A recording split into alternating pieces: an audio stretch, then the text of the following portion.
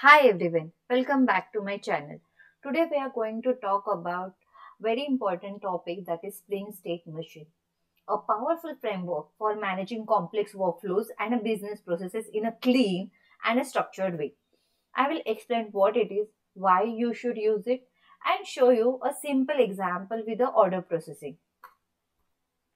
So these are the points which we are going to cover. Introduction of the state machine. What are the key concepts of it, use cases of it, and when to use it.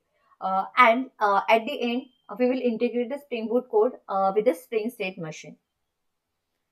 This concept is not new basically. The concept of state machine is most likely older than any reader of this reference documentation.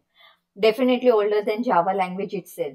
So in 1943, there's gentleman called Warren and Walter Pritz wrote a paper about it. So it is actually older than our Java language basically.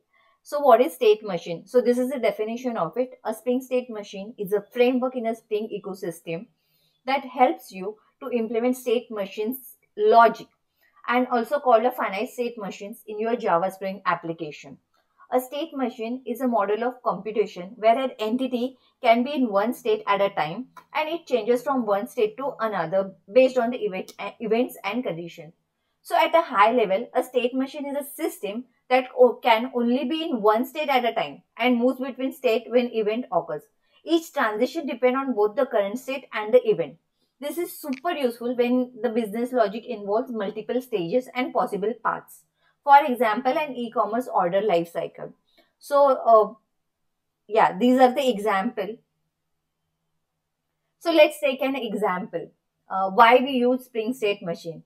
Um, so you might be wondering why not to use if else or switch expressions, right? If we have multiple states in our application. So as the number of state grows, managing transition gets messy. Spring State machines helps them giving a structured way to define a state's events and transition.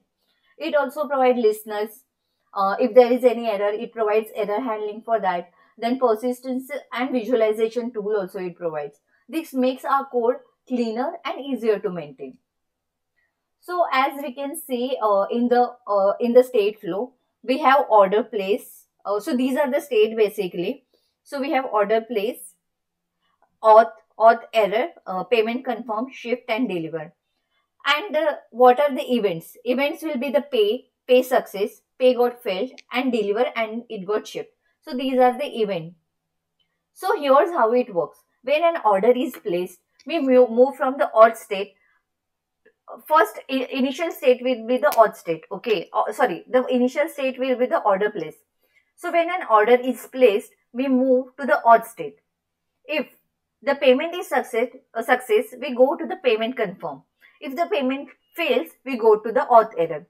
From confirm payment, the order will be the shipped, and finally it gets delivered.